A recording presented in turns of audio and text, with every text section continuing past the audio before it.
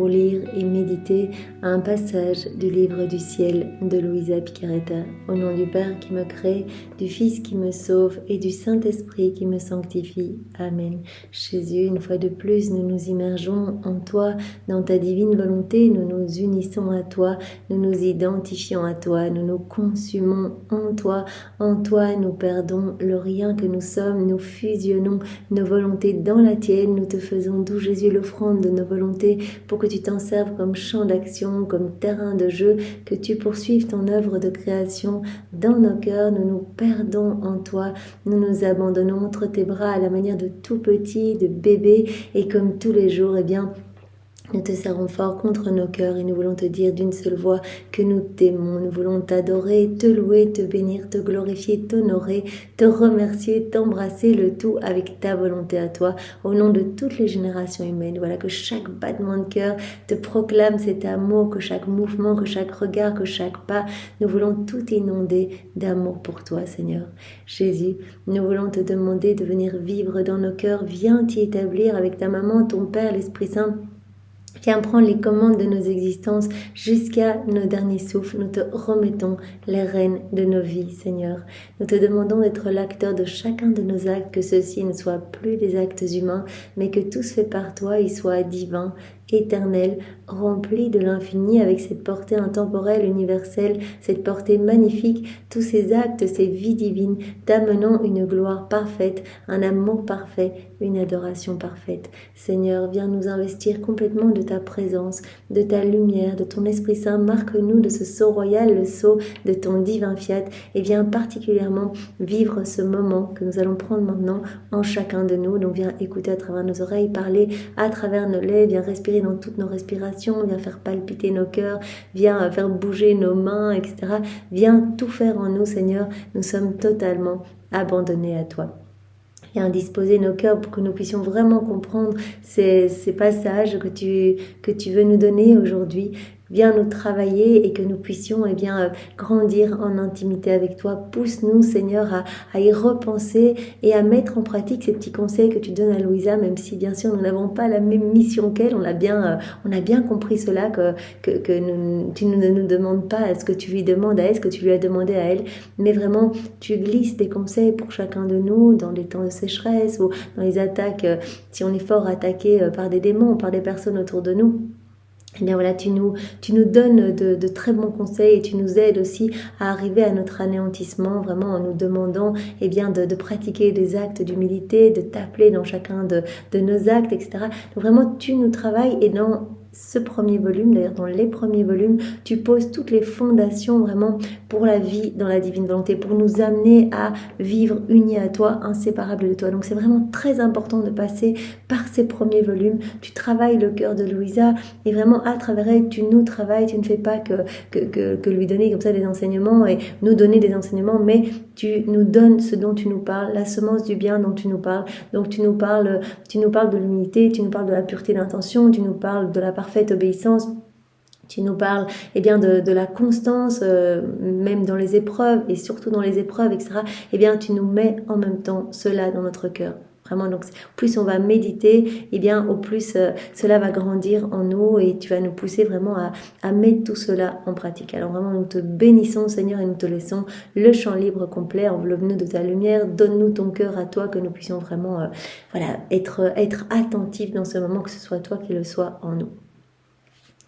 Alors voilà, nous allons continuer. Nous avons vu hier cette terrible bataille dont Louisa nous a parlé. Donc elle a été soumise à 3 ans d'attaque des démons, ce que Jésus a autorisé vraiment pour la préparer à ce rôle d'âme victime. On voit bien que ce sont tous des souvenirs qu'elle relate en fait, mais qu'elle relate 17 ans plus tard. Son professeur lui a demandé de tout écrire et donc elle explique tout, comment Jésus l'a d'abord plongé dans la mer de sa passion en se montrant avec la croix, en lui disant « aide-moi », etc. Et puis il l'a amené petit à petit vraiment à brûler de compassion et à désirer lui offrir toutes ses souffrances. Et puis après, il l'a amené à une période de sécheresse. Il a dit, mais tu souffres, mais avec moi c'est plus facile. Donc voilà, essaye sans moi maintenant. Et donc voilà, ça a été très très difficile. Et il lui a dit, mais voilà, dans ces périodes-là, eh bien tu dois m'offrir. Tu dois m'offrir en fait toutes ces souffrances de ne pas pouvoir adorer, de ne pas pouvoir prier, etc. Offre-moi tout. Et puis donc ces 3 années vraiment de lutte enragée, donc des démons qui venaient la secouer, la molester, la battre, la griffer, lui enfoncer des épines, des épingles dans son corps, etc., qui essaie de l'empêcher de prier, etc., qui essaie de la mener au désespoir. On voit qu'elle a été poussée vraiment à plusieurs moments à même désirer se suicider, parce qu'il lui mettait vraiment des idées horribles en disant, mais en fait, même si tu communies, eh bien en fait, c'est pas Jésus que tu vas communier, t'es tellement mauvaise qu'il y a un démon qui va venir à la place, etc. Donc il l'a poussée vraiment au désespoir le plus total. Et Jésus a dit, mais en fait, un truc, ignore-les. Ce sont des petites fourmis, en fait. Ce sont comme des chiens en laisse. C'est ce qu'ils te font, en fait. C'est parce que j'autorise pour quelque chose, pour que tu grandisses, parce que j'attends quelque chose d'important de toi. Il y a une grande mission prévue de toute éternité pour toi. Donc, accueille tout, remercie-moi, sois dans la louange, reste abandonné à moi, reste dans le calme. Et ignore-les. Et donc quand elle a commencé à les ignorer et à offrir toutes ses peines en réparation pour les péchés de ses frères et sœurs à travers les siècles, eh bien donc les démons devenaient complètement enragés, parce qu'en plus ils étaient forcés de subir cette défaite, ils étaient forcés de rester là. Et donc c'était défaite cuisante sur défaite cuisante. Donc voilà, Louisa disait, mais continuez à me molester, à m'embêter, vous n'avez pas autre chose à faire. Là maintenant je suis en train de tout offrir pour, regardez, il y a une âme qui vous a échappé, etc. Donc voilà, Jésus nous a montré vraiment que si à notre petite échelle, voilà, nous sommes attaqués, que ce soit via des personnes de notre entourage, eh bien que nous puissions tout offrir vraiment pour que des âmes reviennent à Jésus. Vraiment, Jésus nous a montré cette image que nos souffrances peuvent devenir comme des monnaies divines, en fait, voilà, pour vraiment que le royaume s'installe plus vite ici-bas et que des âmes reviennent à Jésus. Donc c'est vraiment les saints, les anges nous envient, en fait, parce que nous avons la possibilité ici de souffrir, en fait, et par nos souffrances offertes à Jésus, vécues en union avec les siennes, eh bien nos souffrances peuvent porter les fruits de ces souffrances rédemptrices et donc sauver les âmes. Donc c'est vraiment c'est vrai que c'est magnifique. On a tendance à rejeter la souffrance, mais Jésus va nous le dire tout au long des 36 volumes. En fait, la souffrance, c'est j'autorise des souffrances dans votre vie pour décaper votre âme, en fait, pour vous sanctifier plus rapidement. C'est la voie accélérée de la sanctification. C'est comme un cadeau d'amour, un cadeau de prédilection que je vous offre, un cadeau de mariage. Et si vous acceptez que vous vivez tout en union avec moi, en fait, voilà, c'est un cadeau de fiançailles et vous allez au mariage avec moi, en fait. Il avait dit aussi, la souffrance, en fait, je suis dans chacune des souffrances. C'est comme un petit fruit avec une petite coque épineuse. Ça donne pas envie, on n'en veut pas, on a envie de s'en débarrasser. Jésus dit, si tu prends la peine de vivre ce que j'autorise dans ta vie, moi je sais exactement le mieux pour toi, eh bien tu vas retirer cette petite coque épineuse et tu me trouveras dans chacune des souffrances. Je suis là, en fait. Donc voilà, Jésus nous appelle vraiment à nous laisser façonner par ses mains et à tout accueillir comme venant de lui, en fait. C'est ça, ce parfait abandon. Seigneur, vraiment, je te fais confiance. Je m'abandonne à toi, c'est à toi d'y penser dans toutes les situations. Tout ce qu'on vit dans la divine volonté, c'est Jésus qui l'a permis pour quelque chose. Alors, on va commencer aujourd'hui. Louisa voit Jésus souffrant pour la 2e fois, elle accepte le rôle de victime. Donc première fois, elle l'a vu avec sa croix. Vous vous rappelez, quand elle est en train de méditer sur la passion de Jésus, puis elle a commencé à avoir super mal à la tête, elle s'est rendue au balcon et donc là, elle a vu dans la rue bien Jésus qui a levé les yeux vers elle en disant, mais s'il te plaît, aide-moi, en fait, aide-moi. Ça veut dire, unis-toi à mes peines, viens me soulager, je t'aime et j'ai besoin de réconfort. Et elle voyait Jésus molester, tout le monde lui crachait dessus, etc. Vraiment, son cœur a commencé à ce moment-là à vraiment brûler pour Jésus. Donc là, elle va le voir pour la 2e fois souffrant et elle va accepter le rôle de victime. Donc on voit que combien Jésus l'a préparé et que tout ce qu'elle a vécu, eh bien, c'était vraiment un cheminement préalable et indispensable pour l'amener vraiment à purifier son cœur et à accepter ce rôle d'âme victime. Je vais maintenant vous parler de la nouvelle vie de souffrance qui vint pour moi. Voyant mon mauvais état de santé, ma famille m'envoya à la campagne pour y reprendre des forces. Mais Dieu continuait en moi son action, en m'appelant à un nouvel état de vie. Un jour, à la campagne, les démons voulurent faire un dernier assaut. On avait vu que les démons s'étaient éloignés parce que Louisa avait écouté les enseignements de Jésus et donc les ignorait. Jésus avait dit aussi, mais ne t'inquiète pas, tu pêches pas si tu n'en as pas la véritable intention. Donc voilà, quand les démons venaient blasphémer, mépriser Jésus en elle, en fait, elle souffrait, elle réparait. Jésus dit, le fait de souffrir, c'est que tu ne veux pas vraiment cela. Parce qu'il dit, mais regarde tout ce que tu fais. Mais c'était eux qui faisaient en elle, en fait. Quand elle était poussée à déchirer des images saintes et puis après elle les embrassait, Jésus lui a dit, mais le fait de les embrasser, c'est que tu es déjà vraiment accompagné de ma grâce. Tu ne veux pas réellement me faire souffrir. Tu es uni à moi et tu es plein de bons désirs. En toi, ce sont les démons qui se déchaînent. Donc si tu n'as pas la véritable intention de m'offenser, eh bien, il n'y a pas de péché. Donc en fait, elle disait, c'est ce que nous sommes invités à faire aussi, Seigneur, dans cette situation, si nous sommes assaillis, je ne sais pas, des mauvaises pensées, que sais-je, les démons attaquent souvent par ce biais, et bien de dire, Seigneur, je ne veux pas t'offenser, je t'aime, je veux rester uni à toi. Voilà, je n'ai pas l'intention de t'offenser et je veux offrir ces peines et ces tourments que je ressens, eh bien pour ta gloire, le salut des âmes et l'avènement de ton royaume. Les démons voulurent faire un dernier assaut. Ce fut si dur pour moi que je vins sur le point de perdre connaissance. Vers le soir, j'ai en fait perdu connaissance et je fus réduite à l'état de moribonde. C'est à ce moment que j'ai vu Jésus entouré d'innombrables ennemis. Quelques-uns le battaient durement, d'autres le frappaient, en fait c'est un état d'extase. D'autres le frappaient de leurs mains et d'autres enfonçaient les épines dans sa tête. Donc dans cet état d'extase, elle voit Jésus mais super maltraité, on lui enfonce vraiment des épines dans la tête, on le bafoue, on le jette par terre, etc.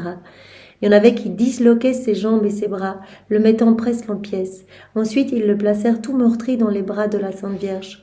Comme cela se passait à distance, la Vierge Mère, chagrinée et en larmes, m'invitait à m'approcher en disant « Tu vois, mon enfant, ce qu'ils ont fait à mon fils.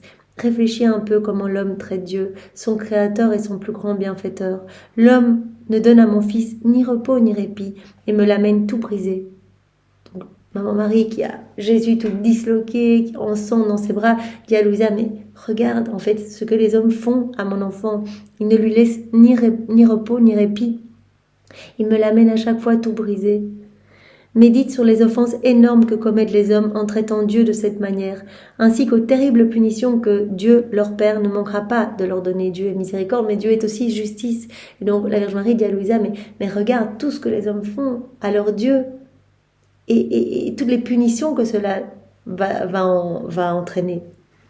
Pendant une vision, j'essayais d'apercevoir Jésus agonisant et j'ai vu son corps sanglant, plein de plaies, tout coupé et laissé pour mort. Je ne voulais pas qu'il souffre ainsi, je ressentais un si grand chagrin pour lui que si on me l'avait permis, je serais morte 1000 fois pour lui. J'aurais souffert la même âpre passion que lui. Donc c'est vraiment important de comprendre que quand Louisa demande des souffrances dans les volumes ultérieurs, ce n'est pas quelque chose de doloriste ou demander des peines, etc. C'est parce qu'elle aime tellement Jésus qu'elle veut le soulager en fait. C'est genre, partage-moi un peu tes peines. Et je pense que à notre mini-échelle, en tant que parents ou si on n'a pas d'enfants, avec les personnes qu'on aime beaucoup, etc. Mais quand on voit une personne qu'on aime qui souffre, mais on serait prêt à tout pour apaiser ses peines. Et pour nos enfants, on serait prêt à dire, mais Seigneur, donne-moi les souffrances de mon enfant pour ne pas qu'il souffre comme ça. Eh bien, Louisa, elle aime tellement Jésus, elle peut pas le voir souffrir comme ça. Elle dit, mais je préfère souffrir moi. Et c'est d'ailleurs dans une des heures de la Passion, quand Jésus est crucifié, justement, Louisa est là avec Maman Marie, avec Saint Jean, Marie-Madeleine, et elle dit, mais Seigneur, en fait, on préférerait tous être crucifiés à ta place que de t'y voir là, sur la croix, tout seul, étendu tout seul en souffrance. Partage-nous tes peines. J'avais un si grand chagrin pour lui que si on me l'avait permis, je serais morte 1000 fois pour lui et j'aurais souffert la même âpre passion que lui. À cette vision, j'avais honte de mes petites souffrances causées par les démons, comparées à celles endurées par Jésus pour les hommes. Donc ça, Jésus avait dit aussi à Louisa, quand tu souffres, tes petites peines, eh bien, regarde toujours les miennes, regarde toujours mes grandes souffrances et tu vas aussi relativiser. Donc elle dit, mais en fait finalement, les petites souffrances des démons, c'était rien. Quand ils me piquaient un peu, qu'ils me bousculaient, qu'ils me molestaient, affreux d'un point de vue humain, mais par rapport aux immenses souffrances que Jésus a endurées, et on le sait de par les écrits du ciel, pendant 34 ans, depuis la seconde une, eh bien de son incarnation jusqu'à sa mort, des souffrances immenses. interne imposée par sa divinité à son humanité, et puis fin de sa vie, ces souffrances atroces qu'on a pu lire de par les évangiles. Donc regarde mes souffrances et tu verras que les tiennes sont pas très importantes, et tu vas avoir envie d'unir les tiennes aux miennes pour m'apporter du soulagement. J'avais honte de mes petites souffrances causées par les démons comparées à celles endurées par Jésus pour les hommes. Ensuite Jésus me dit, as-tu observé les énormes offenses commises contre moi par ceux qui marchent sur le chemin d'iniquité? Beaucoup inconsciemment ont une propension pour le mal, et d'abîme en abîme, ils tombent dans le chaos infernal. Viens avec moi, offre-toi toi-même. Première fois que Jésus demande à Louisa, est-ce que tu veux être âme victime? Il lui avait déjà demandé à demi-mot, est-ce que tu veux m'offrir ta vie? Ici il lui dit, offre-toi. Viens devant la justice divine comme victime de réparation. Viens toi-même et joue le rôle de paratonnerre. Voilà, cette justice qui va devoir s'écouler sur les hommes. Quand Dieu ne peut pas déverser son amour facilement, ça sort d'une autre façon, sous forme de justice divine. Et Jésus dit, viens prendre sur toi cette justice divine. Offre-toi comme victime de réparation devant la justice divine, pour les nombreuses violations commises contre cette justice, pour que mon Père Céleste veuille donner la conversion aux pécheurs, qui, les yeux fermés, boivent à la fontaine empoisonnée du mal. Tes frères et sœurs qui font tellement de choses atroces, et ce à travers les siècles, offre-toi pour réparer. Offre-toi comme victime de réparation. Sache cependant qu'un double champ s'ouvre à toi, donc tu as le choix en fait. Tu peux me dire oui, tu peux me dire non. Un double champ s'ouvre à toi. Un plus souffrant et un autre de souffrance moins sévère. Si tu choisis, tu me donnes ton oui pour être une victime, tu vas souffrir. Voilà, parce que je vais te partager mes peines pour apaiser toutes ces souffrances que les hommes me font. On sait que chaque mauvaise pensée, chaque pensée déconnectée de la divine volonté, c'est une épine dans la tête de Jésus. Donc, on lui met de multiples couronnes d'épines à chaque instant pour chacun de nous. Et donc, bien sûr que si Louisa, elle s'offre, Jésus va lui partager un peu de ses souffrances à lui. Un petit peu, hein, Jésus dit c'est une petite goutte par rapport à ce que moi je ressens. Mais si tu t'offres, eh bien, tu vas apaiser ma justice divine. Je vais te partager un peu cela. Donc, sur cette voie, si tu l'acceptes, eh bien, tu souffriras beaucoup. L'autre voie, eh bien, il y aura moins de souffrance. Si tu refuses cette première voie, tu ne pourras pas participer aux grâces pour lesquelles tu as bravement combattu. Donc, si tu acceptes d'être une victime, tu seras accompagné d'énormément de grâce. En fait, je vais vraiment être à tes côtés. Si tu acceptes, sache que je ne te laisserai plus seul et que je viendrai en toi pour souffrir tous les outrages commis contre moi par les hommes. Je vais continuer ma vie en toi, en fait. Je viendrai en toi souffrir tous les outrages qui sont commis contre moi par les hommes. C'est là une grâce très singulière qui n'est donnée qu'à quelques-uns, parce que la plupart ne sont pas prêts à entrer dans l'univers de la souffrance. On a tendance à rejeter ça. Deuxièmement, c'est une grâce que je t'ai promise, celle de t'élever à une gloire proportionnelle aux souffrances que je te présenterai. Si tu acceptes d'être une victime, je viendrai vivre toutes ces souffrances en toi. C'est vraiment une grâce exceptionnelle que je n'accorde pas à beaucoup. Et je t'élèverai à une gloire proportionnelle aux souffrances que je te proposerai. Troisièmement, je te donnerai l'assistance, la gouverne et le réconfort de ma très sainte mère, à qui est donné le privilège de t'accorder toutes les grâces, même la grâce des grâces, dans la mesure de ta coopération.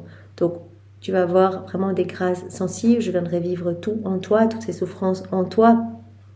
Je t'élèverai à une gloire proportionnelle aux souffrances que je te présenterai, que je te partagerai, et ma maman sera toujours à tes côtés, elle t'assistera, elle te gouvernera, elle te réconfortera. Cet immense bien te semble-t-il petit? Essaye-le et tu te trouveras élevé au-dessus de tous les mortels. Ainsi, il me confiait à sa très sainte mère, qui avec joie semblait m'accepter. Avec reconnaissance, je m'offrais à Jésus et à la très sainte Vierge, prête à me soumettre à tout ce qu'il voudrait de moi. Elle accepte ce rôle d'âme victime. Quand je suis revenue de cet acte de déférence envers Dieu, où ma volonté s'était conformée à celle de Jésus, je me suis retrouvée dans de terribles souffrances d'anéantissement dont je n'avais jamais connu l'expérience jusqu'alors. Je me voyais comme une misérable indigente, comme un ver de terre qui ne sait rien d'autre que de ramper sur le sol. Pour cette raison, je me suis tournée vers Dieu et je lui ai dit « Aide-moi, mon bon Jésus ». Elle accepte, elle se sent misérable en fait. Jésus a travaillé son cœur, donc il l'a isolé, etc. Il l'a amené vraiment à se sentir toute petite en fait sans Dieu. Je suis pas capable, j'accepte ce rôle, mais je suis pas capable. Aide-moi, Seigneur. Ton omnipotence en moi et en dehors de moi est si lourde qu'elle m'écrase totalement. Je vois bien que si tu ne me soulages pas, je finirai anéanti dans mon néant. Donne-moi de souffrir, je l'accepte. Cependant, je te prie de me donner plus de force, parce que dans cet état, je sens que je vais mourir. J'accepte tout, mais donne-moi la force de vivre cet état d'âme victime. À compter de ce jour, j'eus plus de grâce et d'aide. Les visites du Seigneur et de la très sainte Vierge alternaient presque continuellement, surtout quand j'avais été attaquée par les démons, car plus j'étais disposée à la souffrance, plus ils étaient furieux contre moi. Donc on voit bien que l'humilité, l'acceptation des souffrances, eh bien ça rend fou les démons en fait, parce qu'on sauve des âmes évidemment, en étant totalement résigné et en laissant Jésus continuer sa vie en nous et en acceptant tout par amour en fait, en offrant tout pour que des âmes puissent revenir à lui. Les démons étaient furieux contre moi. Les souffrances qui m'étaient infligées par les démons étaient indescriptibles, mais elles me semblaient maintenant comme des ombres. Après ce qu'elle a vu, Jésus totalement malmené, Jésus vraiment outragé, piétiné, les membres disloqués dans les bras de maman Marie, qui lui a dit mais regarde ce que les hommes font à mon fils, ils me le remettent brisé à chaque fois. C'est ça qui a allumé dans son cœur en fait, c'est cette envie de s'offrir comme âme victime. Jésus lui a demandé, elle a directement dit oui. Et elle dit en fait, en comparaison de toutes tes souffrances, Jésus, les miennes, celles des démons qui voilà, me secouent, me malmènent, voilà, essayent de me faire peur. En fait, ces attaques, c'est rien par rapport à ce que toi, tu souffres, Jésus. Donc, elle reste maintenant centrée sur les souffrances de Jésus. Voilà, ces souffrances, maintenant, me semblent comme des ombres comparées aux souffrances acceptées par Jésus, dont l'intention était d'expier et de réparer pour les très grandes et très nombreuses offenses commises par les hommes contre Dieu. Jésus qui réparait continuellement, qui refaisait toutes nos vies dans la divine volonté. Il prenait tous nos actes, déconnectés de son divin vouloir. Et il vainquait tout avec sa volonté humaine, il refaisait tout avec sa divine volonté, et cela lui causait des clous dans ses mains, des morts continuelles en fait. Jésus nous a dit qu'il a vécu 3 passions, la passion de l'amour. Donc c'est la première passion qu'il a vécue, la passion de l'amour. En fait, c'est toutes les fois, il a vu à travers le siècle, toutes les fois on allait rejeter son amour, qu'on n'allait pas répondre à son amour. Donc cela lui causait des morts continuellement. Et puis la passion de nos péchés, en fait, tous nos péchés ont été comme des baffes, des clous, des crachats, des épines, des flagellations pour lui, et ce continuellement. Et puis la passion qu'il a vécue à la fin de sa vie, la passion par les Juifs. Donc en fait, elle se rend bien compte que tout ce que Jésus a souffert continuellement, intérieurement, extérieurement, etc., eh bien, c'est énorme pour notre salut, en fait. Mais moi qui crois en Dieu, qui tombe et me relève, qui suis parfois dépressive, parfois consolée, je suis disposée à souffrir pour sa plus grande gloire et pour le bien de mon prochain, comme Dieu le veut. Donc vraiment, elle aime Jésus et elle s'offre complètement. Après quelques jours, alors que je m'étais accoutumée à être une victime, et après plusieurs invitations de Jésus et de sa très sainte mère, je me suis sentie encore une fois sur le point de m'évanouir. S'apprête à nouveau à tomber dans un état d'extase. Alors Jésus s'approcha de moi et me dit tendrement, « Mon enfant, vois comment les hommes qui n'ont aucun amour pour moi me font souffrir. En ces temps tristes, leur orgueil est si grand qu'il a même infecté l'air qu'ils respirent. Son odeur s'est répandue partout et a atteint le trône du Père dans le ciel. Comme tu peux le comprendre, cette misérable condition a fermé pour eux les portes du ciel. » Donc l'orgueil des hommes, cette puanteur, l'homme qui se sent supérieur à son Dieu, mais cela génère comme un air poisonneux qui entoure comme ça la Trinité et qui ferme finalement les portes du ciel. Et ces hommes n'ont plus Dieu pour voir la vérité. Parce que le péché d'orgueil a complètement obscurci leur cerveau et produit la dépravation de leur cœur. C'est vraiment le péché le pire, l'orgueil. Satan, il est caractérisé par l'orgueil. En les voyant ainsi perdus, je souffre d'intolérables souffrances. Oh, donne-moi du soulagement et des réparations pour les si nombreuses fautes commises contre moi. Ne veux-tu pas amoindrir la souffrance que cette terrible couronne d'épines produit en moi? Le péché d'orgueil qui vraiment viennent couronner la tête de Jésus d'épines. Et donc Jésus montre en fait sa souffrance de voir le nombre d'âmes qu'il voit se perdre par ces péchés d'orgueil. C'est aussi, je n'ai pas pour ta miséricorde, non, je ne peux pas être pardonné, c'est aussi une sorte d'orgueil, etc. Et donc il voit toutes les âmes qui se perdent, les nouveaux Judas, etc. Et donc il dit, mais quelle souffrance, tous ces péchés d'orgueil. Et donc Louisa, elle voit Jésus couronné d'épines et en fait elle est touchée, elle dit, mais donne-moi tout de suite cette couronne d'épines, je veux partager tes peines. À ces mots, je ressentis beaucoup de honte et d'anéantissement et je répondis immédiatement, mon très doux Jésus, rempli de confusion, terrifié de te voir perdre ton sang, et en t'entendant parler si tendrement, j'ai oublié de te demander cette couronne, afin que je puisse soulager ta souffrance. Maintenant que tu me l'offres, je t'en remercie, et je te prie de me donner de nouvelles grâces pour bien la porter. Donc c'est par amour par Jésus qu'il dit, mais quelle souffrance te font les hommes à travers les siècles avec leurs mauvaises pensées, leurs pensées rebelles, leurs pensées déconnectées de ta volonté, leurs pensées d'amour propre, etc. Toutes ces couronnes d'épines, partage avec moi, Jésus, partage toutes ces souffrances avec moi. Et donne-moi la grâce de bien porter cette couronne d'épines. Là-dessus, Jésus enleva sa couronne, et après l'avoir bien installée sur ma tête, et m'avoir encouragé à bien souffrir, il disparut. Qui pourrait décrire les atroces spasmes que j'ai ressentis en revenant à moi-même? Donc en fait, elle est couronnée d'épines quand elle est dans cet état d'extase, et quand elle revient à elle-même, elle sent les douleurs, donc ça ne se voit pas extérieurement. Il n'y a pas une vraie couronne d'épines sur sa tête. Tout se passe au niveau spirituel, mais elle sent ces douleurs. Même quand elle sort de l'extase, elle sent, et ça reste longtemps, cette douleur. Qui pourrait décrire les atroces spasmes que j'ai ressentis en revenant à moi-même?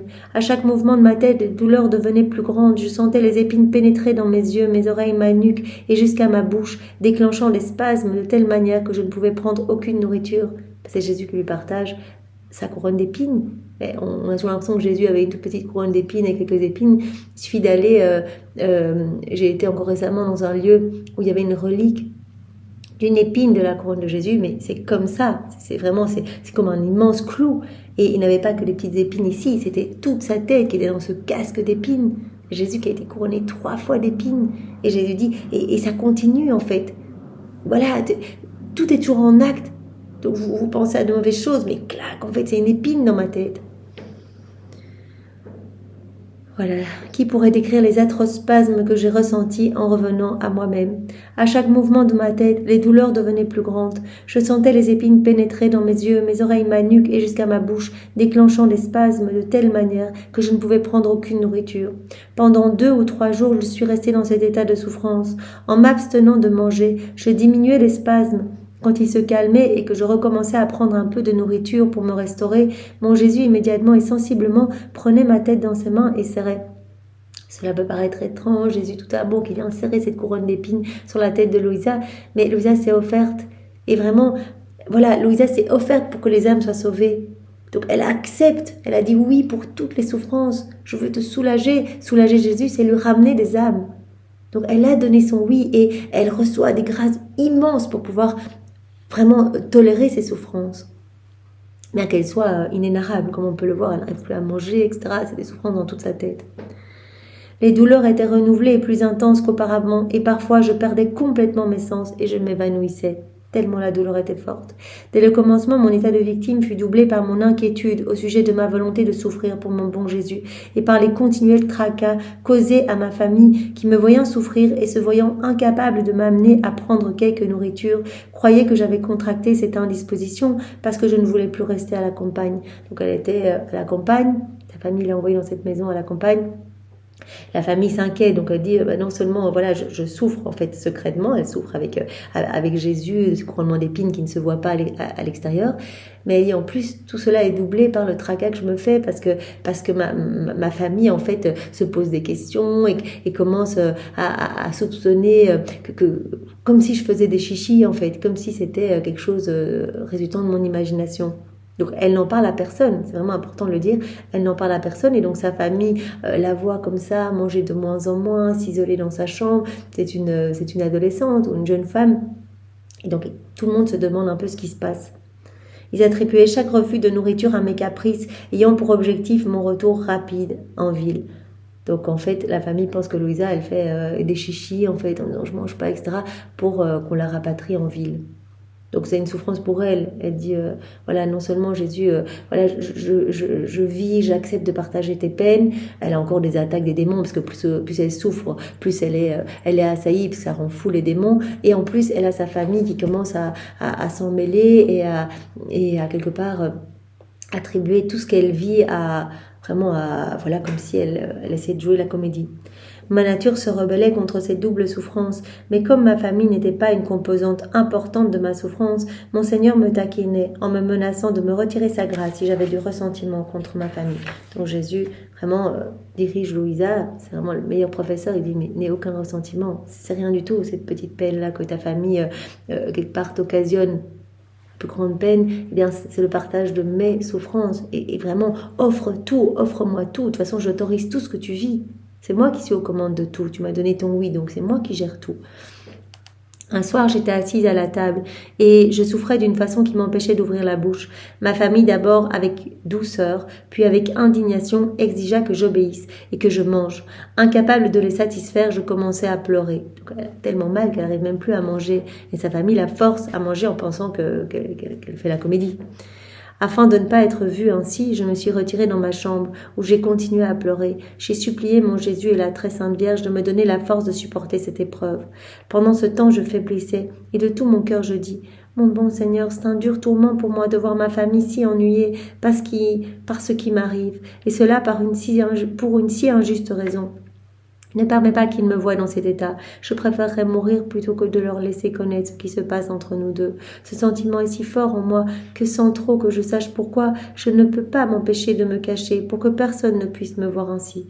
Je ne peux absolument pas que quelqu'un puisse avoir connaissance de ce qu'elle vit.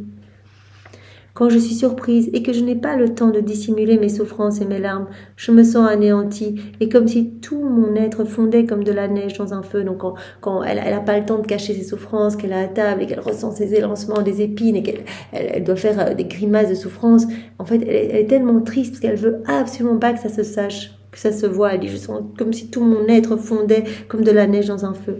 Mon corps éprouve alors une chaleur anormale qui me fait transpirer abondamment et qui par la suite me fait trembler de froid. Mon bon Jésus, seulement toi peux changer cet état de choses. Garde-moi caché de la vue des autres. Donne à ma famille de réaliser que je ne m'éloigne d'eux que pour prier. Et j'aimerais beaucoup, oh mon Dieu, que ce qui m'arrive ne soit connu que de toi. Qu'elle demande que vraiment cela reste secret. Mais bon, c'est Jésus qui est aux commandes. Donc voilà, ce qu'elle vit, c'est vraiment autorisé par le ciel. Pendant que je me soulageais de mon fardeau par des pleurs, des prières et des promesses, Jésus se montra à moi entouré d'innombrables ennemis qui lui hurlaient toutes sortes d'insultes. Donc vraiment, elle voit à nouveau Jésus malmené. Donc elle l'a vu couronné d'épines, donc une première fois, elle l'a vu au tout début, quand elle était jeune, Jésus qui l'a émergé dans la mer de sa souffrance, elle l'a vu dans la rue avec la croix, etc. Et puis, on a vu juste maintenant, avant qu'il lui demande si elle voulait être âme victime, eh bien, elle l'a vu vraiment harcelée, malmenée, on disloquait ses membres, etc. Donc là, directement, elle a été prise d'amour. Elle a dit, mais évidemment que je m'offre comme âme victime pour soulager tes peines et te ramener des âmes. Et puis, elle a eu cette vision de Jésus couronné d'épines, vraiment pour tous nos péchés d'orgueil, etc. Et elle a dit, mais tout de suite, donne-moi cette couronne d'épines, je veux tout partager avec toi, sinon je veux plus que tu souffres, je veux que tu souffres moins, je veux te soulager, je veux vraiment apaiser tes peines. Et là, elle a encore une vision où Jésus se montre entouré d'innombrables ennemis qui lui hurlent toutes sortes d'insultes.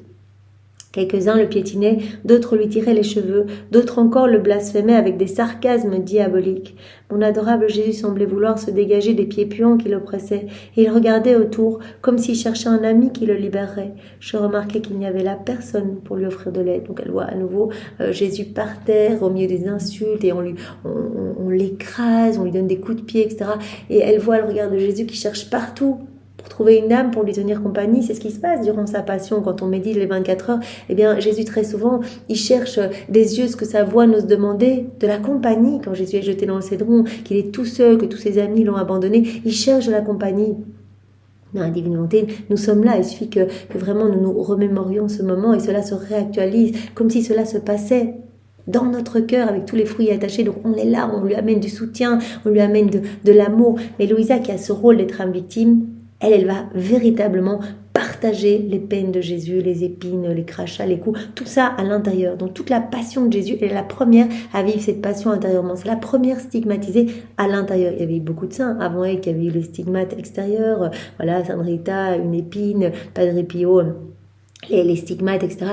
Mais elle, c'est à l'intérieur. Il n'y a rien qui se voit extérieurement. Donc Jésus lui a fait part de ce qu'il a vécu à l'intérieur. On n'avait pas connaissance de cela avant les écrits de Louisa. Parce qu'il y avait la passion extérieure, mais on ne savait pas qu'il y avait une passion à l'intérieur, que Jésus, tout petit garçon, quand il allait jouer avec ses cousins ou qu'il était en Égypte, il souffrait toutes ces morts, toutes ces épines, tous ces clous, que Jésus dans le ventre de Marie était déjà avec tous les attributs de sa passion, avec les insignes de sa passion, etc. On ne savait pas ça. Et donc Louisa est la première à avoir toutes ces vérités, donc être la dépositaire de toutes ces vérités, tout ce qui est relatif à la divine volonté, et la première stigmatisée, donc qui va vivre en union avec Jésus, et bien cette passion à l'intérieur. Donc Jésus cherchait un ami qui le libérerait. Je remarquais qu'il n'y avait là personne pour lui offrir de l'aide. Réalisant l'affront immense qui était fait à Jésus, je pleurais beaucoup. J'aurais aimé me rendre au milieu de ces loups enragés pour le libérer, mais je me suis rendu compte que je n'étais pas capable et je n'ai pas osé. Aussi, de loin, j'ai fait de ferventes prières à Jésus pour qu'il me rende digne de souffrir l'épreuve à sa place. Donc elle a toujours cette envie de soulager Jésus. C'est ça, être âme victime. Je veux prendre un peu de tes peines. Je veux même tout souffrir à ta place pourvu que toi, tu puisses te reposer. On le voit dans les 24 heures quand Louisa elle dit mais viens dans mes bras, si je pouvais je ferais tout à ta place, je voudrais porter la croix à ta place, je voudrais être crucifiée à ta place, etc. Aussi de loin j'ai fait de ferventes prières à Jésus pour qu'il me rende digne de souffrir l'épreuve à sa place, tout au moins en partie, et je disais Jésus, si seulement je pouvais prendre ce fardeau pour te soulager et te libérer de ses ennemis. Donc de loin, parce que Jésus est attaqué, que les hommes sont vraiment, elle a cette vision, donc elle voit vraiment Jésus piétiner, etc. Elle dit, je ne peux pas me rendre près de toi parce qu'ils sont vraiment déchaînés, mais de loin, je te demande de me partager tes souffrances. Pendant que je disais cela, ses ennemis furieux, comme s'ils avaient entendu ma prière, eh bien, se jetèrent sur moi comme des chiens enragés. Ils me battaient, me tiraient les cheveux et me piétinaient. Je ressentais de la joie en moi quand j'ai réalisé que, même de loin, j'étais en mesure d'accorder à Jésus quelques soulagements. L'intention suffit. Seigneur, je veux te soulager, je veux penser chacune de tes blessures. Nous, à notre petite échelle, on peut amener du soulagement à Jésus. Jésus, je t'offre mes petites peines, mes petites contrariétés du quotidien, personne qui me critique, qui me juge, mes enfants qui m'écoutent pas, que sais-je, en fait, les petites peines du quotidien, pas des énormes peines comme Louisa, mais notre petite peine du quotidien, eh bien, peuvent être offertes avec cette intention de soulager Jésus, qui vit continuellement sa passion. Alors, me voyant joyeuse, les ennemis disparurent. Elle est joyeuse parce qu'elle a amené du soulagement à Jésus, que sa simple intention a suffi à soulager Jésus. Puis Jésus s'approcha pour me consoler. Même si je n'osais dire un seul mot, il brisa le silence et dit « Mon enfant, tout ce que tu as vu qu'on me faisait n'est rien comparé aux nombreuses offenses commises contre moi par les hommes. Ce que tu as vu là, c'est rien du tout. Là, piétiner, gifler, jeter par terre, rouer de coups de pied, de crachats, c'est rien par rapport à ce qu'on me fait continuellement. Leur aveuglement les tient submergés dans les choses terrestres, ce qui les rend sans pitié et cruels envers moi et envers eux-mêmes. Les hommes sont aveugles. On a vu que, la chute d'Adam, quand il a quitté la divine volonté, il a perdu la divine volonté comme vie, comme narratrice de l'amour de Dieu pour lui. Et donc, il n'a plus vu l'amour de son Créateur. Ses sens se sont obstrués. Et c'est ça que Jésus dit. L'homme est tellement aveugle, ne voit plus notre amour, ne voit plus tout ce qu'on fait pour lui. Et donc les hommes sont sans pitié et cruels envers moi et envers eux-mêmes. Ils ont répudié chaque vérité surnaturelle. Ils ont rejeté tout ce qui vient du ciel en se donnant complètement à la recherche de l'or, l'argent. Ceci les a jetés dans la boue et sont tombés dans la complète négligence en regard de leur vie éternelle. Les hommes finalement avancent pour la jouissance ici-bas, recherchent plus de plaisir, plus de confort, ne s'intéressent pas en fait à leur vie éternelle. Oh mon enfant, qui élèvera une digue contre cette monstrueuse vague d'ingratitude? Jésus parle souvent d'ingratitude tout au long des 36 volumes, comme l'homme est ingrat. Nous sommes bombardés de l'amour de Dieu, ce sont les je t'aime, mais à n'en plus finir dans les feuilles, dans le vent, dans les vagues, dans l'immensité des cieux, dans chaque étoile, dans le soleil. Tout est maintenu par le souffle de Dieu. Si nous sommes en vie, c'est parce que Dieu le veut, qu'il souffle sur nous. Chaque battement de cœur est un je t'aime de Dieu pour nous. Et Jésus dit, mais quelle ingratitude, l'homme qui se regarde lui-même, plutôt que me regarder moi, que regarder son Créateur, que de remercier. L'homme recherche à plus de plaisir, plus d'argent, et s'idolâtre lui-même en fait. Ne regarde que lui, que ce qu'il veut, que ce qui pourrait lui amener plus de plaisir. Qui élèvera une digue contre cette monstrueuse vague d'ingratitude qui augmente toujours dans le monde des faux plaisirs?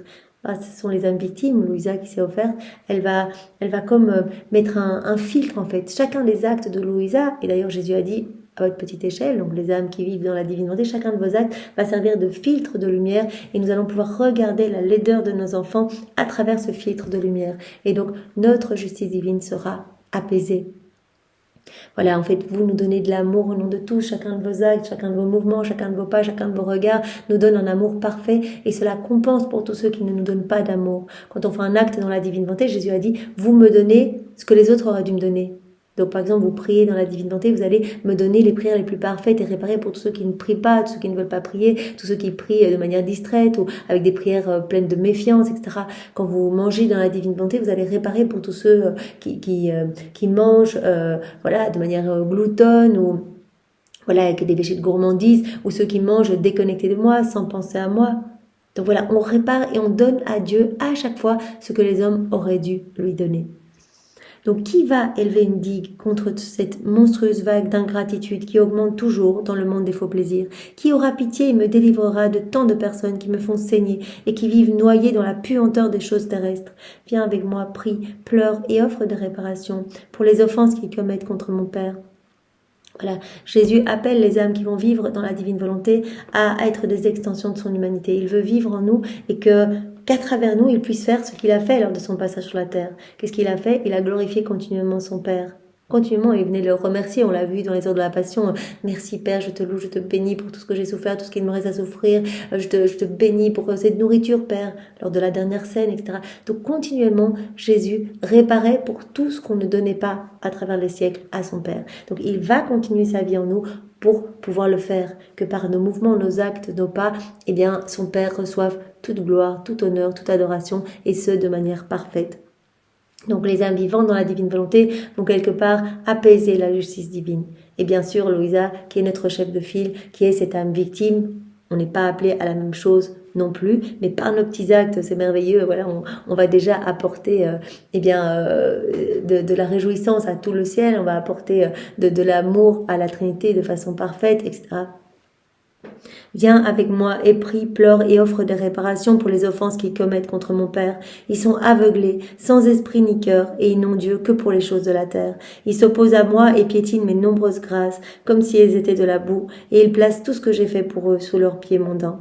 Voilà, donc vision que Louisa a, les hommes à travers les siècles qui font n'importe quoi, qui se regardent eux-mêmes, qui s'idolâtrent eux-mêmes, qui recherchent que l'argent, qui piétinent toutes les grâces, qui ne regardent pas les choses du ciel, ni leur vie éternelle, mais qui ne regardent que le moment ici-bas. Oh, toi au moins, élève-toi contre ce que tu connais du monde. Abhorre et hais tout ce qui ne m'appartient pas. Chéris toujours les choses du ciel, maintenant que tu m'as vu souffrir. Ne t'inquiète pas des blessures qui te viennent de ta famille. Voilà, regarde toujours mes peines, regarde combien moi je souffre et pour relativiser tes petites peines avec ta famille, c'est pas grand-chose par rapport à ce que moi je souffre continuellement face à l'ingratitude humaine. Il y a des insultes bien plus grandes. Aie mon honneur dans ton cœur et fais des réparations pour les nombreuses offenses commises continuellement contre moi. Pense à la perte de beaucoup d'âmes. Voilà, ne te concentre pas sur voilà ta famille qui te remet en question, etc. Voilà, accueille tout, offre-moi tout. Pense à la perte des âmes. Voilà, ce qui me fait le plus souffrir, la perte des âmes. Répare pour les nombreuses offenses qui sont commises continuellement contre moi. Ne me laisse pas seule avec de si nombreuses déceptions qui me déchirent le cœur. Sache que tout ce que tu souffres maintenant n'est rien en comparaison de ce que tu souffriras dans le futur. Donc Jésus dit, ok, je t'ai déjà partagé ma couronne d'épines. Elle a reçu tous les coups que Jésus recevait. Elle a demandé de les recevoir elle. Jésus dit, c'est rien par rapport à tout ce que tu vas encore vivre. Tu as accepté cet état d'âme victime et vraiment j'ai besoin d'âmes comme toi, pour porter le monde en fait. C'est vraiment Jésus qui va partager ses peines avec des âmes. Jésus nous a dit d'ailleurs qu'à travers les siècles, il y a toujours eu l'une ou l'autre âme victime. Sinon, le monde serait reparti au néant. Parce que l'homme excite trop la justice divine, en fait. Est trop méchant et trop ingrat. Sache que tout ce que tu souffres maintenant, ce n'est rien en comparaison de ce que tu souffriras dans le futur. Donc Jésus prévient toujours. N'ai-je pas répété plusieurs fois que je veux faire de toi une imitation de ma vie?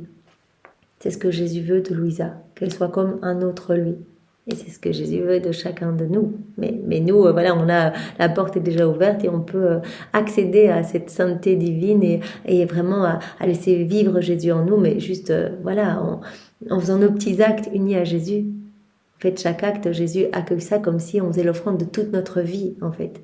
Chaque acte, c'est comme si c'était le sacrifice de tout notre être. Il parle même d'un martyr blanc. Donc je bois un verre d'eau dans la divine volonté. Jésus dit, oh, elle m'offre toute sa vie. Donc c'est magnifique. Donc Louisa nous a ouvert la porte en souffrant réellement à l'intérieur d'elle, etc. Et maintenant, nous, par nos petits actes, en nous unissant à Jésus, en nous plongeant dans les écrits du ciel, en mettant en pratique les vérités que Jésus nous donne, eh bien voilà, Jésus va faire de nous également ses fidèles copies. Il va faire de nous des humanités de surcroît pour lui. Il va vivre en nous. Il va s'installer en nous, s'établir en nous avec sa maman, son père, l'Esprit Saint, avec absolument tout. Il veut faire de nous les dépositaires de tout son royaume. Il veut nous rendre propriétaires de toutes les choses du ciel, de tous ses attributs divins, de tous ses actes, de toute sa vie, de la vie des saints, de la vie de sa maman, de tout, de toutes ses œuvres, etc. Et je pas répéter plusieurs fois que je veux de toi une imitation de ma vie. Vois comme tu es différente de moi. Aussi prends courage et n'aie pas peur car tu arriveras à trouver une manière de m'aider. Après ces paroles de Jésus, au moment où je suis revenue à moi, j'ai remarqué que j'étais entourée de membres de ma famille qui pleuraient et qui étaient bouleversés. Donc tout ça, cette vision, des gens qui piétinent Jésus, Louisa qui voit ça, qui demande finalement de prendre une partie des peines sur elle, etc. Tout ça, Jésus qui lui dit, mais ça c'est rien par rapport à ce que je vis continuellement, l'homme qui est si aveugle. En fait, elle le vit en état d'extase. Et donc quand elle revient à elle, elle voit toute sa famille autour d'elle en train de pleurer, de s'inquiéter. Ils étaient bouleversés. Ils pensaient que j'étais sur le point de mourir et se dépêchaient pour me conduire à la ville pour être examinée par des médecins. Donc elle est toujours dans sa maison de campagne et la famille décide de la ramener en ville. J'étais incapable d'expliquer ce qui m'arrivait et je voyais bien que ma famille était consciente du problème physique que je vivais et que j'allais devoir me soumettre à un examen médical. Aussi, je pleurais et je me suis plainte à Jésus en lui disant « Combien de fois, mon bon Jésus, t'ai-je dit que je veux souffrir avec toi, mais en secret seulement. C'est ma seule joie. Pourquoi m'en prives-tu? Oh, quand donc aurais-je la paix avec ma famille? Toi seul, mon bon Jésus, tu peux arranger tout ça. S'il te plaît, fais en sorte qu'il n'ait pas à craindre autant. Ne vois-tu pas comme ils en sont tristes? N'entends-tu pas ce qu'ils disent et ont l'intention de faire? Certains pensent d'une manière, d'autres d'une autre. Quelques-uns veulent que j'essaye un remède, d'autres un autre. En fait, tout le monde s'en mêle. Tous les yeux sont tournés vers moi. On ne me laisse jamais seule et cela m'empêche de retrouver ma paix perdue. Quand on voit combien Louisa était tout le temps dans sa chambre avant, en fait, c'est vraiment une solitaire. Elle aime passer des heures et des heures en méditation avec Jésus. On voit même au début, quand elle méditait sur la neuvaine préparatoire à la fête de Noël, sur les excès d'amour, l'incarnation de Jésus, etc. Elle passait 9 heures dans sa chambre. Donc, combien cela doit être une souffrance pour Louisa, en fait, d'être tout le temps collée, d'être épiée, on la laisse pas seule, tout le monde propose des choses, des remèdes différents les uns des autres, on veut la soumettre à l'examen de différents médecins, etc. Donc, pour elle, ça a dû vraiment être une souffrance énorme. Oh Jésus, tous les yeux sont tournés vers moi, on ne me laisse jamais seule et cela m'empêche de retrouver ma paix perdue. S'il te plaît, aide-moi dans ces inquiétudes, les unes pires que les autres, qui me font faiblir. Je sens vraiment qu'elle perd un petit peu sa paix. À ces paroles, mon bon Jésus me dit avec douceur, mon enfant, ne sois pas attristé par cela. Comme une personne morte, essaye plutôt de t'abandonner dans mes bras. Pendant que tes yeux sont fixés sur ce qu'ils font et disent à ton sujet, je ne suis pas libre d'agir en toi comme je le veux. Je veux que tu sois comme une personne morte. Voilà, tu t'abandonnes en fait, comme un enfant qui peut pas bouger ou même un nouveau-né qui se soucie pas de savoir dans quel bras il est, etc. Il se soucie pas si on va le nourrir. En fait, il sait qu'il va être nourri, il sait exactement, il fait confiance. Voilà, sois comme une personne morte entre mes bras en fait. Parce que pendant que tu regardes à droite à gauche, que tu t'agites, en fait, tu m'empêches. Tu m'empêches d'agir en toi comme je le veux. Voilà, et plus tard, Jésus nous dira aussi, nous parlera beaucoup de cette importance de nous abandonner entre ses bras. C'est une des clés pour vivre dans la divine volonté. Si on ne s'abandonne pas et qu'on essaie de tout faire par nous-mêmes, on agit dans nos volontés propres. Et si on agit dans nos volontés propres, on place sur la croix la divine volonté. Il n'y a pas la place pour deux volontés en nous. Donc cet abandon est primordial. Seigneur, je m'abandonne et je te fais confiance. Ce qui m'arrive, c'est vraiment le mieux qui puisse m'arriver. Tout est grâce. Et tout vient de toi, Seigneur. Oui, dans une situation facile, c'est plutôt aisé de le faire. Dans une situation plus difficile, c'est quelque chose qui est moins évident, mais Jésus nous demande de le faire. Seigneur, je te fais confiance. Voilà, je vois pas où tu veux me mener, mais je te fais confiance. Ici, Louisa qui est assaillie, qui est vraiment entourée par sa famille, qui s'inquiète, qui vraiment la garde vraiment dans le viseur. Pour elle, c'est terrible, mais Jésus dit, fais confiance. Moi, je sais ce que je fais et je l'autorise. J'autorise tout ce que tu vis. Ne veux-tu pas me faire confiance? Dès que tu t'agites, je ne peux plus agir en toi. N'as-tu pas fait l'expérience de mon amour pour toi? Sache que tout ce que je permets qu'il t'arrive, soit par les démons, soit par les créatures, ou sous mon action directe, donc voilà, ce que moi j'autorise, les douleurs, le couronnement d'épines, ou quand tu es molesté, etc. Ou alors ce que j'autorise quand les démons viennent t'attaquer, ou ce que j'autorise avec les personnes dans ton entourage, eh bien c'est pour ton bien, en fait. Donc voilà, accueille tout et remercie-moi plutôt, en fait. Je sais ce que je fais. Tout est fait pour guider ton âme vers cet état final que j'ai prévu pour toi. Dépositaire de tout ce qui est relatif à la divine volonté, notre chef de file. Première à laisser le royaume de la divine volonté totalement s'établir, la divine volonté pleinement à l'œuvre en elle. Pour cette raison, je veux que tu fermes les yeux, que tu restes en paix dans mes bras et que tu ne regardes pas autour pour examiner ce qui t'arrive. Ça, c'est vraiment pour nous aussi. Situation difficile, reste en paix, reste dans mes bras, ferme les yeux sur ce qui t'arrive. Voilà, ne regarde pas autour de toi pour examiner les situations parce qu'en fait ton esprit commence à s'emballer. Et là, tu donnes prise à l'ennemi sur toi. Tu t'agites et finalement, il y a de plus en plus d'agitation, etc. Reste dans mes bras, ferme les yeux et abandonne-toi, voilà, comme une personne morte entre mes bras. Tu perds ainsi ton temps en examinant, en te posant des questions et tu risques de ne pas atteindre l'état de vie auquel tu as été appelé. Je dois travailler en toi. Il y a du travail, il y a beaucoup à faire en toi. Donc, ne perds pas de temps, reste abandonné, comme ça tu peux me laisser travailler. Dès que tu es abandonné, je peux travailler. Et Jésus nous disait à nous, quand tu es abandonné, je peux travailler ton cœur. Ton cœur va être comme une cire molle entre mes mains, comme une argile malléable. Ce sont vraiment les deux ailes qui permettent à nos âmes de s'élever et se greffer dans le soleil de la divine volonté, c'est l'abandon et la constance. Faire nos actes de manière constante, lire, mettre en pratique, etc. Et s'abandonner, j'accueille tout. Et donc ça, notre âme, eh bien, prend vraiment un envol rapide. Jésus dit, tu vas pouvoir atteindre un degré de sainteté plus important en quelques heures, en une journée, que si tu avais essayé de tes propres forces de devenir sainte, vraiment en 100 ans, par l'exercice de vertu, etc. Parce qu'un acte où tu me laisses agir en toi vaut plus que tous les actes de tous les saints réunis, accomplis dans une volonté humaine. Donc ça, bien sûr, c'est ce que Jésus nous dira plus tard. Ici, il prépare Louisa à ce rôle, eh bien, d'être celle qui va former le royaume de la divine volonté avec lui. Ne perds pas ton temps, ne sois pas préoccupé par les personnes qui t'entourent, accepte leur silence, sois joyeuse et soumise en tout. Il va même plus loin, sois joyeuse, sois soumise en fait. Voilà, les personnes t'empêchent de faire telle chose, on ne te laisse jamais seule, tu n'arrives plus à méditer, tu n'arrives plus à prier, on t'observe, etc. Accepte tout, sois soumise. Personne de ton entourage. Conduis-toi de manière à ce que ta vie, tes pensées, tes battements de cœur, tes respirations et tes affections soient des actes de réparation continuelle pour apaiser la justice divine. Offre-moi tout. Tout ce que tu souffres, ne perds rien. Offre-moi tout. Tes respirations, tes soupirs, tes battements de cœur, tes mouvements, tes pas. Offre-moi tout pour que des âmes soient sauvées. Après que Jésus m'eut enseigné cela, il disparut, et moi je m'efforçais de faire de mon mieux pour être soumise à la divine volonté. Parfois je pleurais amèrement parce que ma famille me plaçait dans des conditions difficiles et m'obligeait à subir des examens médicaux. Ils décidèrent que ma maladie n'était qu'une question de nerfs, et ils me prescrirent de marcher, de prendre des bains froids, et d'avoir des distractions continuelles. Elle n'est pas encore alitée dans son lit.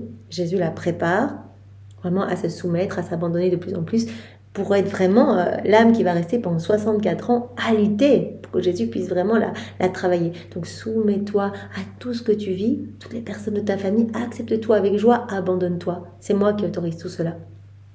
Donc vraiment, elle pleure encore parce que c'est difficile.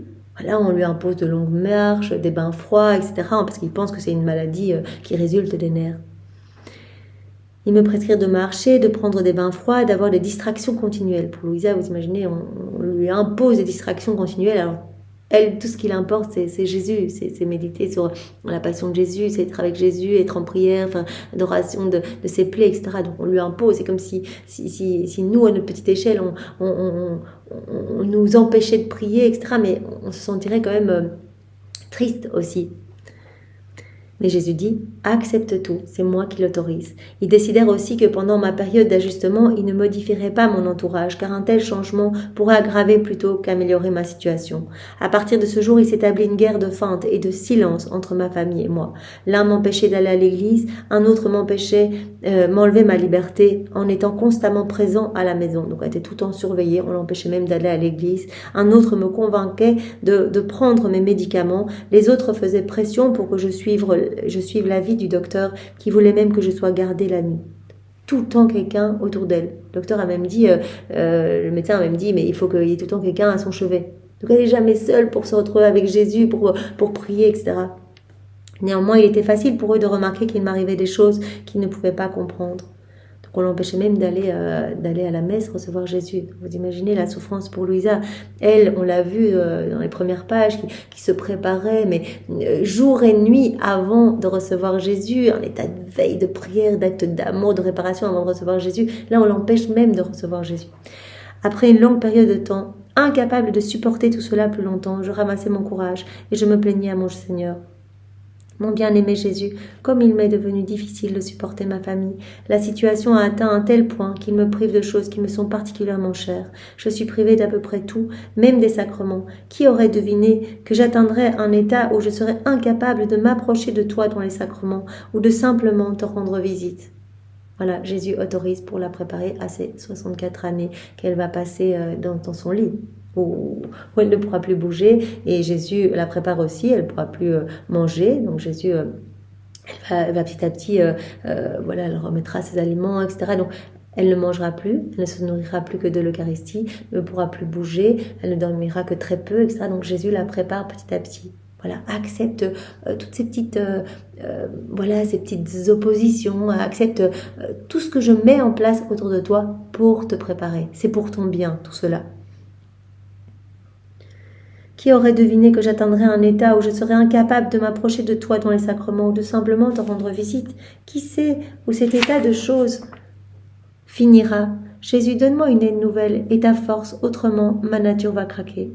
Là-dessus, Jésus se laissa voir et reprit vivement. Courage, mon enfant, je suis venu t'aider. Pourquoi as-tu peur? Souviens-toi que j'ai souffert par rapport à toutes sortes de personnes. Quelques-unes pensaient d'une manière, d'autres d'une autre. Les choses les plus saintes que je faisais étaient jugées par quelques-uns comme mauvaises. J'étais même accusée d'être possédée du démon. Rappelle-toi tout ce que moi j'ai souffert et je veux que tu sois une réplique de ma vie en fait. Je veux que tu sois une copie de ma vie.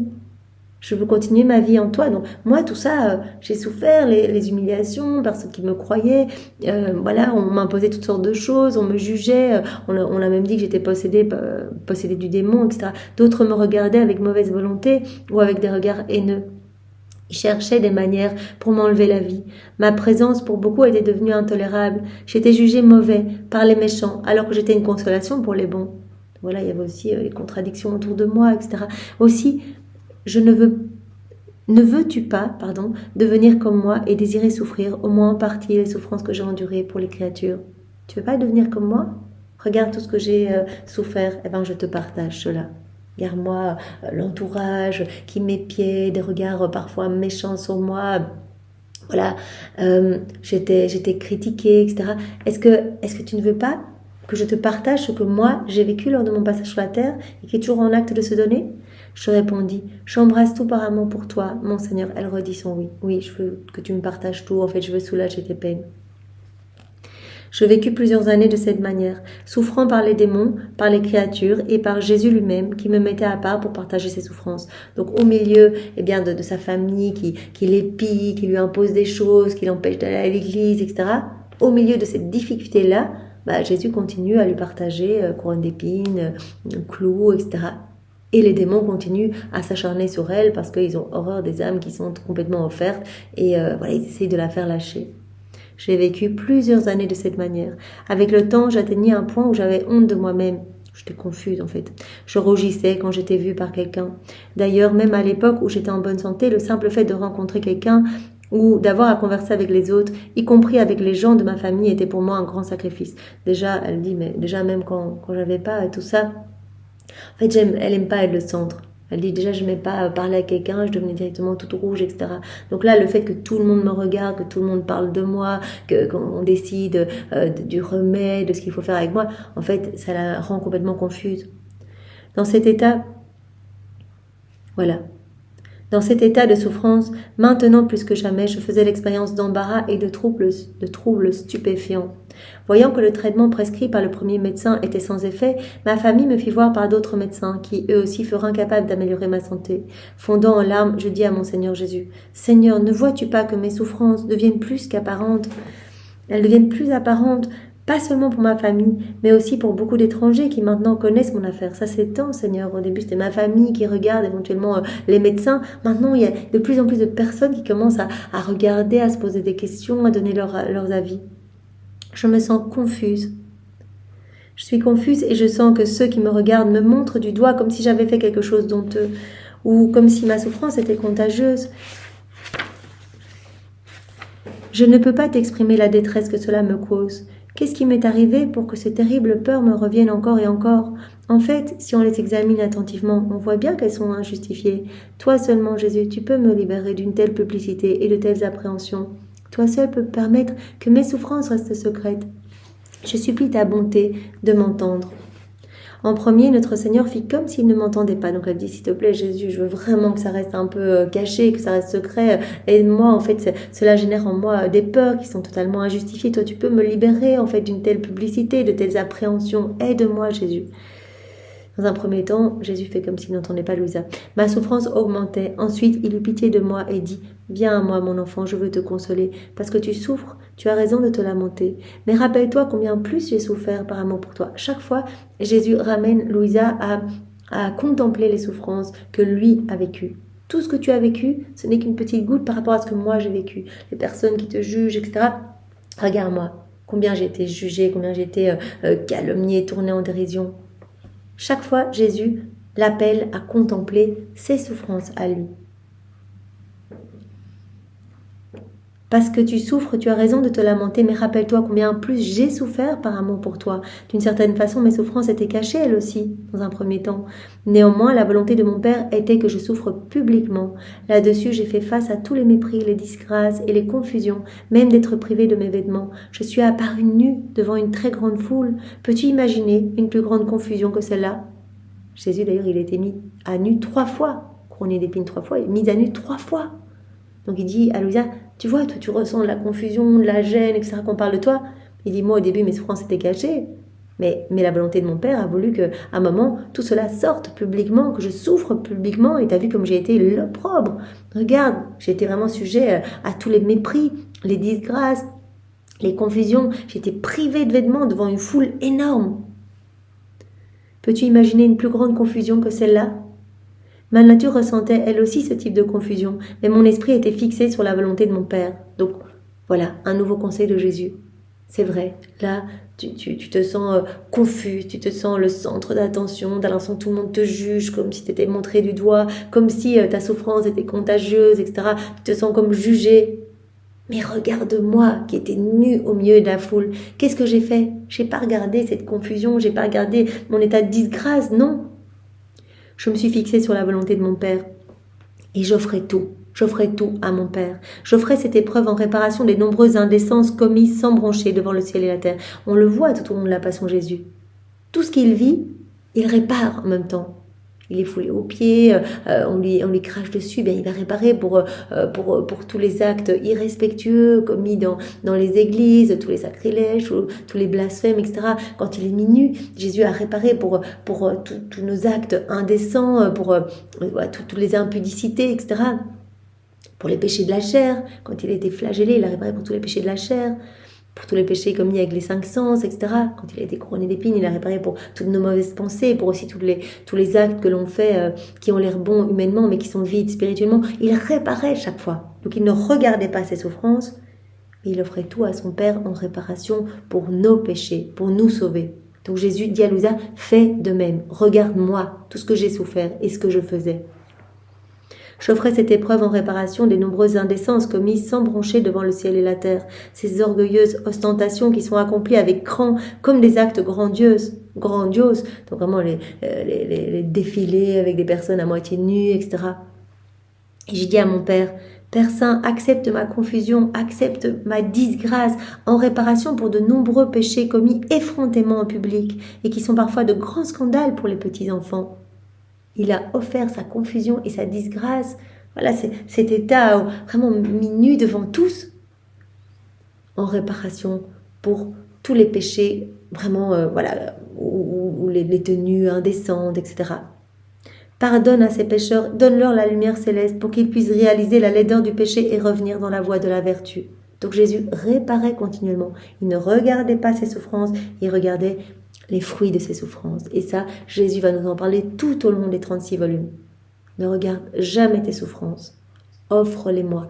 Unis tes souffrances aux miennes, pour que tes souffrances portent les fruits de mes peines rédemptrices. Si tu veux m'imiter, n'as-tu pas aussi à participer à ce genre de souffrance que j'ai supporté pour le bien de tous ? Ne sais-tu pas que les plus beaux cadeaux que je puisse donner aux âmes qui me sont chères, ce sont les croix et les épreuves ressemblant à celles que j'ai vécues dans mon humanité ? Ce sont les plus beaux cadeaux que je peux faire, en fait, les croix. Parce que, voilà, en fait, j'offre une possibilité à l'âme de me ressembler. Ce sont les plus beaux cadeaux que je peux donner aux âmes qui me sont chères, ces croix et ces épreuves qui ressemblent à celles que j'ai vécues dans mon humanité. On n'a pas à s'inquiéter si on est critiqué, jugé, calomnié, comme Jésus, si on nous charge de fausses choses, etc. Jésus dit tout ça, j'ai vécu. J'ai vécu l'humiliation, le mépris, la trahison, le reniement, mes amis les plus chers qui m'ont abandonné, etc. Voilà, cet abandon de tous. Voilà, j'ai vécu cela. Et donc c'est un cadeau que je te propose. C'est vraiment un des cadeaux les plus précieux que je peux faire aux âmes qui me sont les plus chères. De leur partager en fait mes souffrances pour qu'elles grandissent à ma ressemblance. En fait, les colle à moi dans mes souffrances. Tu es seulement une petite enfant sur le chemin de la croix et donc tu te sens très faible. Ce n'est que le début que Louisa partage les souffrances de Jésus. On voit qu'elle vient de donner son oui en tant qu'âme victime, qu'elle a déjà partagé la couronne d'épines, partagé les coups que Jésus recevait, etc. Elle est de plus en plus touchée. Mais Jésus dit, voilà, ça passe aussi par les humiliations de ta famille, par ce sentiment d'être épié, ce sentiment d'être montré du doigt, etc. Ce sont aussi ça les souffrances que je te partage, parce que moi, j'ai vécu cela, à une beaucoup plus grande échelle. Chaque fois, je te partage une petite goutte. Tu es seulement une petite enfant sur le chemin de la croix et donc tu te sens très faible. Ce n'est que le début. Quand tu seras plus vieille sur ce chemin de croix, c'est-à-dire quand tu seras plus habituée en fait à partager tout ce que moi j'ai vécu, à t'unir à moi dans toutes tes souffrances, à accueillir tout ce que je te propose, et que tu auras compris combien il est précieux de simplement souffrir, alors le désir de le faire deviendra plus grand. On voit que beaucoup de saints, en fait, désiraient souffrir. Et c'est ce qui va se passer plus tard avec Louisa. Elle va demander plus de peine à Jésus, parce qu'elle sait que ces peines vont ramener tellement d'âmes à Jésus. Elle sait que par ces peines, elle va pouvoir participer à l'œuvre rédemptrice et ramener beaucoup de cœur, en fait, dans les bras de Jésus. Donc, ne pas regarder nos souffrances, mais les fruits de nos souffrances, comme Jésus l'a fait, nous unir à lui, tout lui offrir en réparation. Voilà. Plus tard, quand tu seras plus vieille sur le chemin de croix, ton désir de souffrir deviendra plus grand. Pour cette raison, appuie-toi contre moi et repose-toi, et tu acquerras la force et l'amour de la souffrance. Reste collé à moi. Ne regarde plus tes souffrances. Ne te concentre pas sur toi-même, ne regarde pas ce que les personnes disent de toi, ce qu'ils font, ce qu'ils envisagent de faire, ce qu'ils t'interdisent de faire. Non, les yeux sur moi. Jésus, je me nie à toi. Tu as vécu ça, tu le partages avec moi et je te bénis, je te remercie. C'est un cadeau énorme que tu me fais parce que tu veux élever mon âme. Tu veux la purifier par ses souffrances et tu veux que je t'offre tout pour que des âmes te reviennent. C'est magnifique. Encore un très bel enseignement que tu nous donnes, Jésus, sur vraiment la façon de vivre nos souffrances. Tu nous as parlé hier de la façon dont vivre nos tentations aussi, les tentations, les attaques du démon. Tu nous as parlé avant-hier de la façon dont vivre des temps même de sécheresse spirituelle. Donc vraiment, tu nous éduques à travers la personne de Louisa, même si une fois de plus, nous n'avons pas la même mission qu'elle. À notre petite échelle, nous vivons tous des tentations, nous vivons tous des attaques, des choses difficile. Jésus dit, ne t'inquiète pas, je t'autorise tout. Offre-moi, accepte, remercie-moi, repose-toi dans mes bras, sois comme un mort dans mes bras en fait. Donc ne sois pas rebelle, n'essaye pas de trouver des solutions par toi-même. Ça, Jésus avait dit à Louisa au tout début de ce volume. Voilà, tout ce que tu entreprends, tu dois t'unir à moi. Tu dois requérir mon assistance en tout et tu dois t'abandonner à moi en tout. Si tu essaies de faire par toi-même, tu arriveras peut-être au résultat, mais pas selon mes désirs en fait. Donc, voilà, vis tout avec moi et moi je te donnerai toutes les grâces pour porter les croix que j'autorise pour quelque chose, pour te rendre belle, pour te rendre sainte, pour illuminer ton âme, etc. On ne peut pas arriver à la sainteté sans passer par la croix. C'est comme un passage obligé. Et Jésus dit, la croix précède toujours la gloire. On est en train de former nos couronnes pour le ciel en fait. Donc voilà, restons fermes dans l'amour pour Jésus, dans la constance, dans nos prières et vraiment offrons tout. Ça, c'est vraiment important. Et ça, Jésus va en parler, mais tout au long des 36 volumes. Offrir nos souffrances, voilà, devenir des âmes réparatrices pour les péchés de nos frères et sœurs à travers les siècles. Et c'est ce que nous pouvons faire également en faisant des actes. On répare pour les actes des autres. Merci Seigneur, sois béni pour te remercier. Nous t'offrons tout l'amour de Maman Marie. Nous t'offrons sa pureté, sa maternité, ses baisers, ses caresses, ses étreintes. Nous t'enveloppons dans son manteau céleste. Nous t'offrons tous les actes d'amour accomplis par tous les saints de tous les temps. Nous refaisons dans ta divine volonté pour que ces actes te donnent toute la gloire qu'ils auraient dû te donner s'ils avaient été accomplis dans ton divin vouloir. Nous t'offrons l'amour de ton Père, l'amour de l'Esprit Saint, l'amour trinitaire, tout l'amour que toi, Jésus, tu as placé dans l'œuvre de la création, dans l'œuvre de la rédemption, dans l'œuvre de la sanctification. Nous t'offrons également tous les actes accomplis dans la divine volonté par Maman Marie, l'intégralité de ces actes, par Louisa, par les âmes à la suite de Louisa. On peut te réoffrir tous les sacrifices que Louisa a supportés, toutes ces souffrances offertes. Voilà, on fait tout nôtre et on te réoffre tout, Seigneur, tous les actes accomplis également dans la divine volonté par Adam dans son état d'innocence. Sois béni, Seigneur, et vraiment continue à diriger nos âmes et à nous conduire davantage dans cette mer profonde de la divine volonté. Merci, Seigneur, sois béni. Au nom du Père et du Fils et du Saint-Esprit. Amen. Belle journée à tous, soyez tous bénis, au revoir.